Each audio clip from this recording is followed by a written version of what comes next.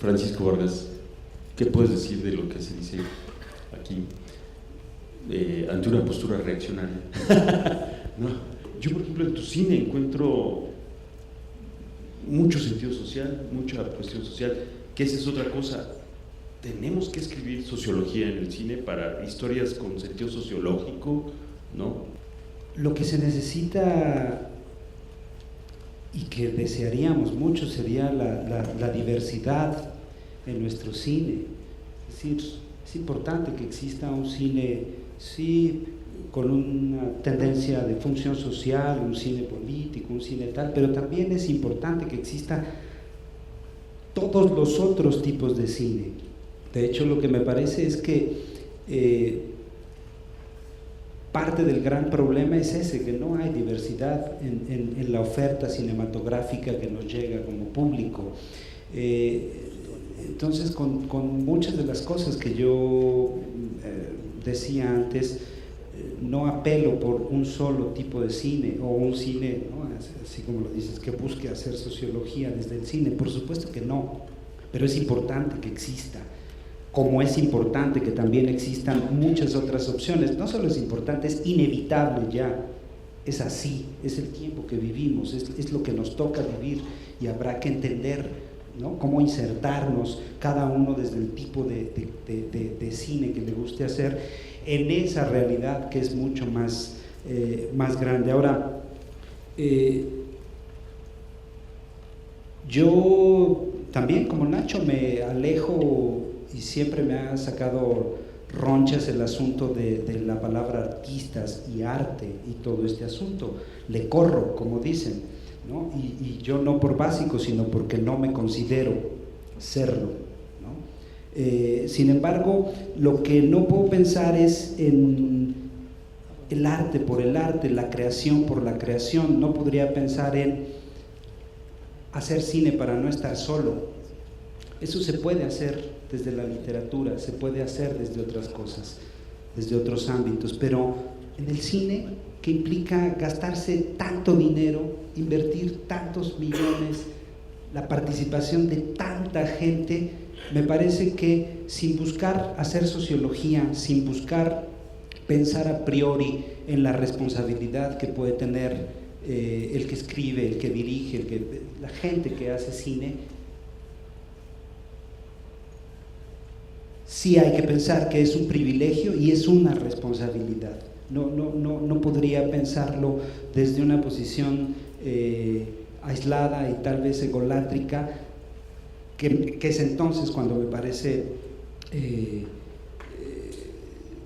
que se desliga de lo social.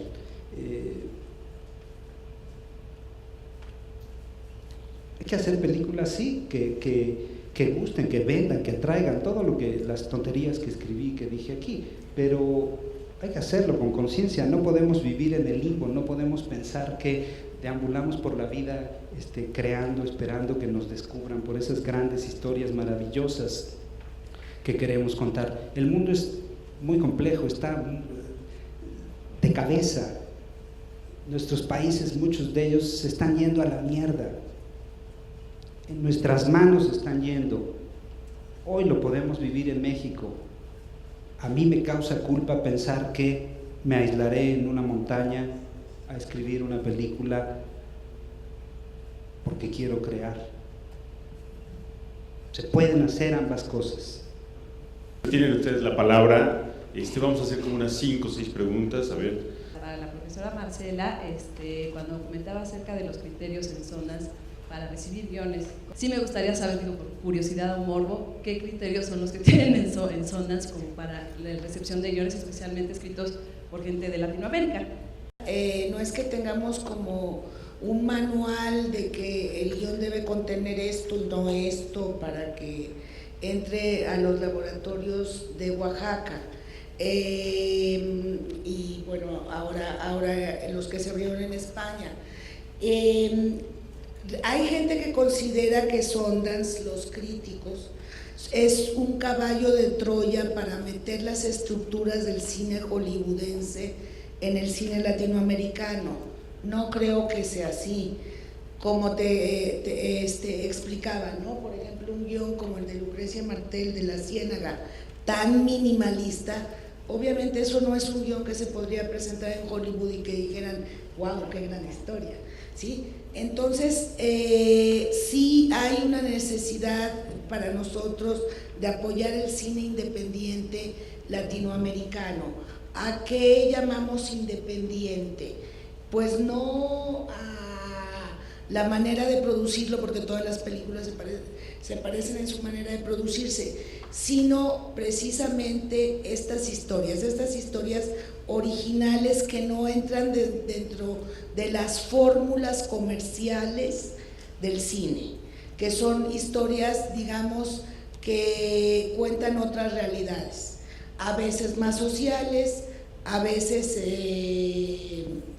con preocupaciones más políticas o con preocupaciones que no son las mismas que las del cine de taquilla, ¿sí? Es un cine independiente, sobre todo en su inspiración. Y otra pregunta para Francisco. Cuando comentabas acerca de que aquel que hace cine político, si no mal recuerdo, comentaste está loco o es marginal, ¿a qué te refieres con esto, no?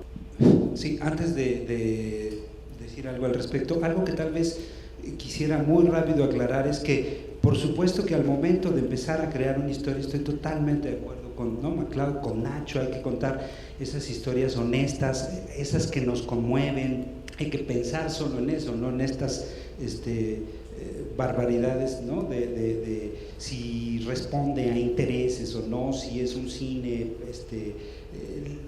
político o si tiene una función social o no, eso es después, eso es otra cosa. Al momento de estar creando o escribiendo algo, solo hay que pensar en lo que los señores dicen, pero después no podemos seguir en la inconsciencia, también hay que pensar en lo otro. Solo aclarar eso. Son como dos etapas diferentes. Y luego, ¿por qué decía que loco o marginal? Bueno, pues porque hoy los tiempos están así. Aquel que habla de cine dominante, de todas estas palabras que décadas atrás, ¿no?, eran comunes para explicar las realidades sociales, entraron en desuso, luego en vergüenza y luego, ¿no?, casi en la clandestinidad. Sin embargo, como dice como se dice últimamente, sin embargo se mueve y ahí está y ahí sigue. Entonces están regresando y se están retomando muchos de esos conceptos para explicar lo que ahora sucede. Sin embargo, todavía es mal visto aquel que habla de hacer un cine político, un cine que busque arriesgarse, ¿no?, en un sentido social. Es mal visto, a mí 1000 veces me lo han dicho. Esa mamada, ¿a quién le importa? ¿Eso? ¿De qué estás hablando? Eso, güey, vete con tus rollos a otro lado, métete un partido político, esto es cine, esto es arte, esto son películas, eso, escribe un libro, haz un ensayo, como si el cine no pudiera también generar otro tipo de cosas, solo eso. ¿Hasta qué punto no deberíamos olvidarnos de la política, de la sociedad, del pensamiento y hacer un cine conmovedor que nos cause unos sentimientos tan profundos que entonces cuando yo abandone la sala de cine y me vaya a mi casa no me pueda sacar esa película de la mente y entonces empieza el proceso de pensamiento y ahí es que yo haga las conexiones y vea lo político, lo social, pero mientras esté viendo la película sean emociones profundas, conmovedoras. ¿Hasta qué punto una historia urgente son historias que contradigan la tradición, no que la refuercen? Decir algo que nunca se haya dicho, aunque pudiera ofender a un público que pudiera ser un público potencial que pagaría las taquillas para nuestra película. Y no me refiero a acrobacias de contar un cuento, pero a atreverse, a arriesgarse, a decir lo que se supone que no se diga. Y si estas son las historias que a mí me conmueven, por su naturaleza arriesgada y atrevida, pues yo espero que también conmuevan a un público. Ahora voy a poner revolucionario, como diría la canción aquella, ¿hasta qué punto? Hasta siempre, comandante. Comentar sobre el cine político y social, ¿no?, que tantas vueltas le damos. Yo creo que muchas veces la dificultad con el cine político y social es que se parte de una idea o de una premisa política y social y se hace una película para ilustrar esa idea. Y posiblemente debe ser al revés, es decir, un poco lo que decíamos, es contar una historia, en primer lugar, por el placer de la historia, de los personajes, y ya tiene esa historia su contenido y sus implicaciones sociales, políticas o filosóficas, ¿no? Pero ese cine que parte, que lo que quiere hacer es un artículo, que lo que quiere hacer es una proclama política y sencillamente se busca una historia con la que ilustrarla, ¿no? Y por otra parte, me parece que el cine no tenga ni contenido social, ni contenido político, ni incentivos intelectuales, reflexionales, de reflexión para hacer que el público piense, muchas veces coincide con intereses extra cinematográficos y a veces, sobre todo, políticos y sociales. Es decir, justamente los políticos no quieren que la gente, no digamos que reflexione política y socialmente, sino que piense en su realidad y ni siquiera que sepa pensar, porque para que un público piense tiene que saber pensar, asociar, meditar, saber lo que es una tesis, una hipótesis, tener una cultura, una información, ¿no? Y muchas veces no hay un interés en que exista ese público, sino que existe un público medio adormecido, medio drogadicto, que consume más y más de lo mejor. En ese sentido, el cine que se refiere el señor que habla se sale de eso, ese cine que es provocativo, que te dice lo que nunca has podido decir. Para mí a veces es un peligro el director que en cada una de las películas quiere decir algo nunca dicho y nunca visto, ¿no? Porque también es una manera de llegar a artificios. Yo me crié en Venezuela, en una ciudad de provincia, en los años 50, en mi primera infancia, en los años 50. Y las primeras películas que yo vi en un cine cercano a mi casa eran películas mexicanas. Ahí no pasaban películas americanas. ¿Por qué pasó que hoy en día los americanos ocupan entonces el 92% de nuestras pantallas y el resto del mundo, incluidos nosotros como una migaja allí, ocupamos apenas el 8%?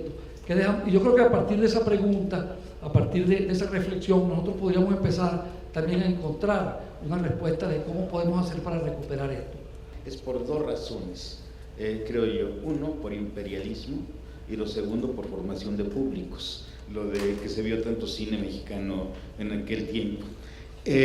Brevemente, los gringos se van a la guerra, dejan su industria, han formado gente mexicana, los mexicanos le dicen, te la encargo, me voy a hacer a la Segunda Guerra Mundial, y entonces empieza a desarrollar rápidamente una industria de cine mexicano, se hacen películas y hay que buscar mercado, se hacen películas hablando del español. ¿Cuál es el mercado natural? Es el mercado latinoamericano, y abrir. Durante esa búsqueda de mercado, que no había competencia porque los gringos nos encargaron su industria, se formaron públicos, y durante esa formación de públicos había una gran necesidad de una formación de espíritu, una formación por el cine mexicano en toda América. ¿Sí? Regresan los gringos de la guerra, retoman su industria y entonces dice, hazte a un lado que voy ahora a tomar mi lugar y voy a formar otra vez el público que abandoné, y entonces se va dando la transición nuevamente a sacar al cine mexicano. Esa fue la razón por la cual, y también se llama imperialismo, ¿no? Ahí te van todas mis películas.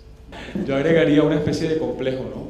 De pronto, y que creo que se manifestó más claramente a finales del siglo pasado, de que en un momento dado nosotros, los realizadores de América Latina, sentíamos o teníamos una gran presión de un público que quería ver películas como películas de Hollywood, y una crítica que quería vernos haciendo películas europeas, y en un momento dado de pronto nosotros renunciamos a todos esos canales y a todas esas formas de expresión creo que también la globalización, al tenor de lo que está diciendo Ignacio, la globalización ha creado unos canales fuertes que han generado eso, ¿no? Que han generado que ese imperialismo tenga maneras claras de manifestarse, maneras claras de aplastarnos, maneras claras de imponer sus productos por encima de nuestros productos. Nosotros tuvimos una primera experiencia en el cine con nuestra primera película, El Último Carnaval, que nada más se vio en nuestra región, y nosotros hoy por hoy todavía somos la película que más se ha visto en los teatros de nuestra región. A partir de allí nunca pasó nada con ella a nivel nacional, mucho menos internacional en los festivales ni nada, pero en ese momento tuvimos claro que la gente sí acogía nuestros productos, siempre y cuando se hubieran dado unas ciertas condiciones de mercadeo, como en ese caso que obtuvimos el apoyo decidido, casi que arbitrario, de parte de realizadores que estaban teniendo, de exhibidores que estaban teniendo una gran presión de todas estas maquinarias tradicionales para que exhibieran películas americanas en ese momento.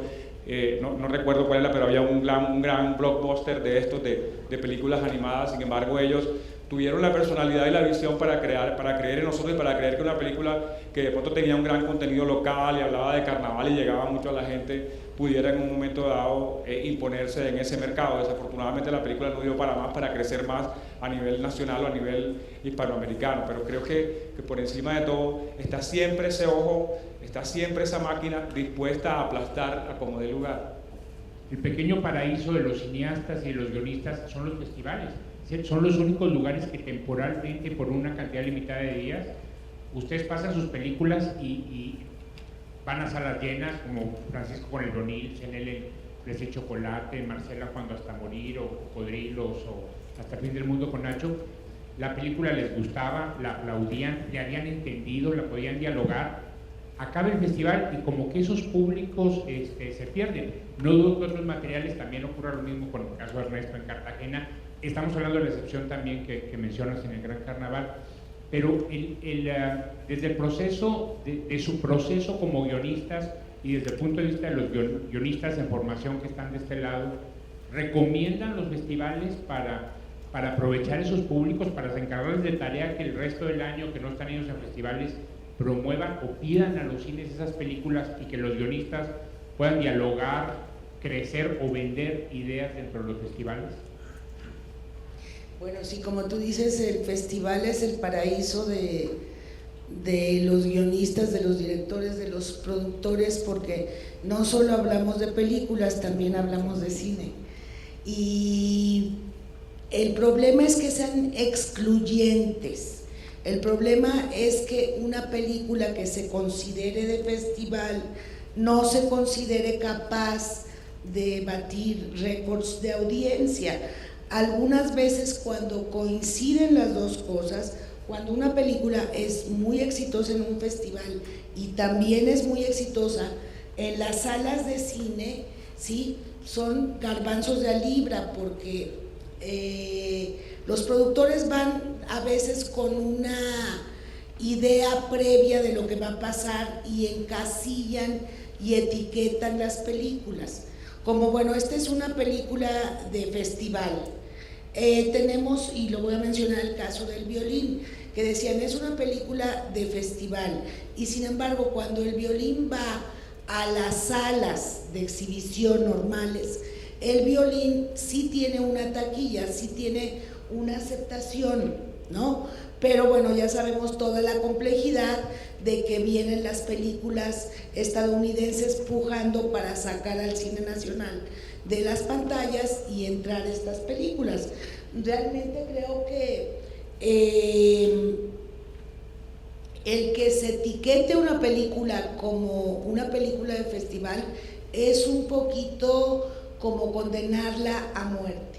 A lo que dice Ernesto, pasa la película, va la gente a las exhibiciones y luego fuera de ahí no sucede nada, ¿sí? Cuando lo que queremos es que sean, no digamos obras de arte porque aquí el maestro me regaña, pero obras que trasciendan el momento en el que surge que surgen y que puedan permear varias generaciones, como decía el maestro de Venezuela, que él conoció el cine mexicano sí como imperio cuando los mexicanos llenábamos las pantallas de Latinoamérica, y ya sabemos la razón, nos la explicó Nacho, pero la cuestión es no etiquetar las películas para condenarlas a muerte, ¿no?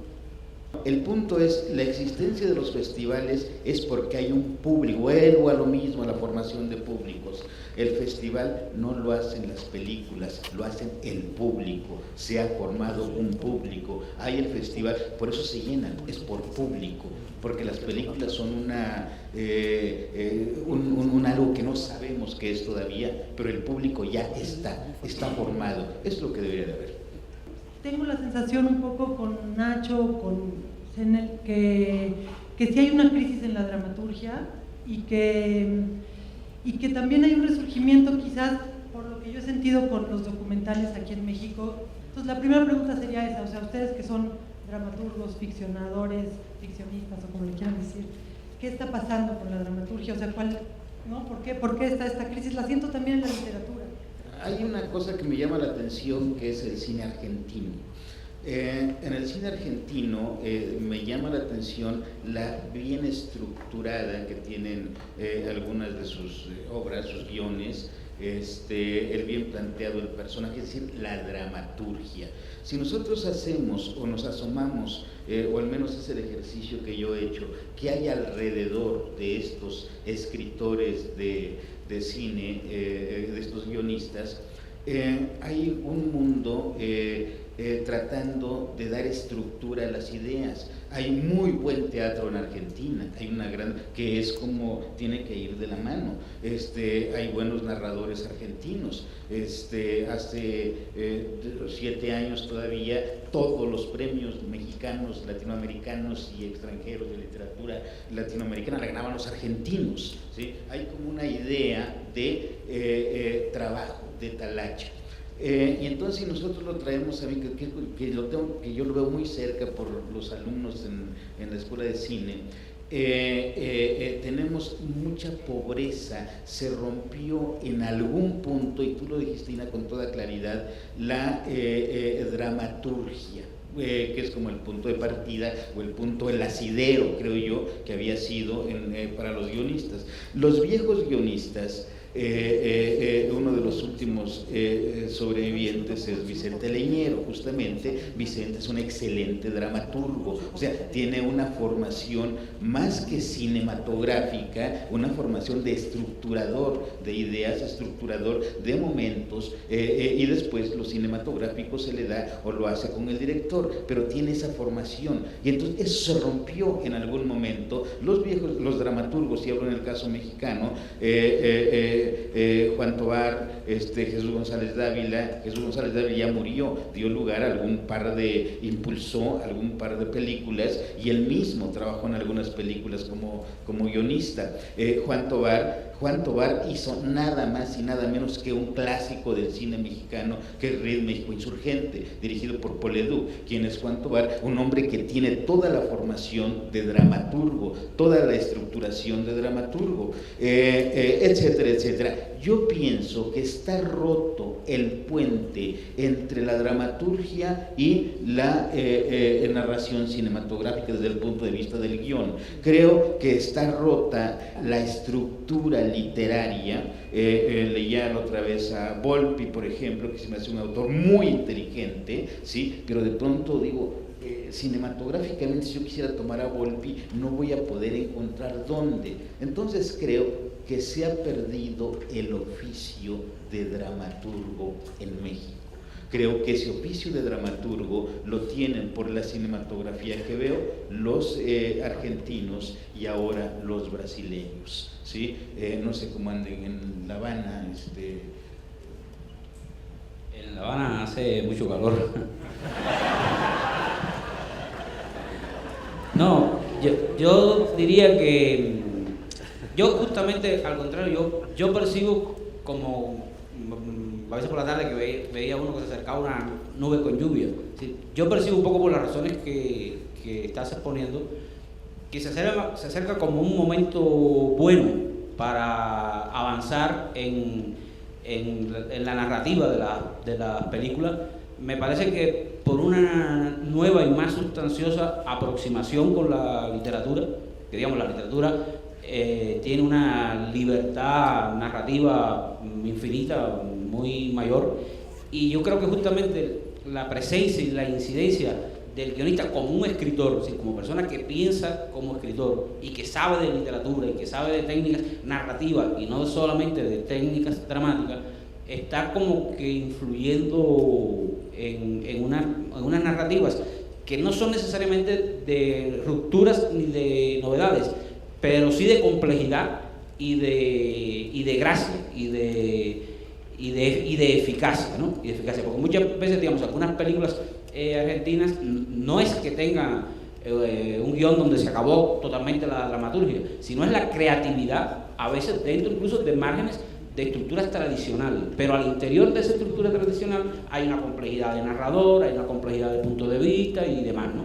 O las películas de Lucrecia Martel, que si hace un riesgo, que hace una apuesta, yo veo la película, en particular la Ciénaga, ¿no? En definitiva lo que hace es utilizar una base de un Aristóteles cojo, ¿no? Lo que es esa estructura, pero siempre falta un elemento, no deja de ser una relación con la dramaturgia y un dominio dramático. Yo creo que estamos en una etapa quizás como que de prepa, pero me parece que a nivel latinoamericano está aumentando el nivel así general, a nivel de estudiantes, creo que se está estudiando más guión, que hay como una mayor experiencia de las personas que nos ocupamos como maestros, como asesores, como tutores, y en ese sentido yo veo que el panorama pinta bien, ¿no? Que la cantidad de guiones buenos que no vamos a poder filmar van a ser más. Es un poco difícil por la diversidad de temas que se tocaron, pero tal vez a manera de conclusión habría que decir que hay que contar todas las historias, hay que contarlas honestamente, con un pensamiento original, experimentando, teniendo en cuenta al público y de manera muy honesta contar todas las historias con un cine comprometidos como escritores, tal vez primero como comprometidos con nuestro oficio, comprometidos con el público y la sociedad, y muy probablemente de ahí se desprenda la necesidad de una formación académica o un estudio, para no decir una formación académica, estudiar perfectamente, asumiendo la responsabilidad que implica escribir un guión. Esto último que acaban de decir me pareció como la mejor conclusión, la verdad. Bueno, pues muchas gracias a todos ustedes, nos vemos y hasta luego.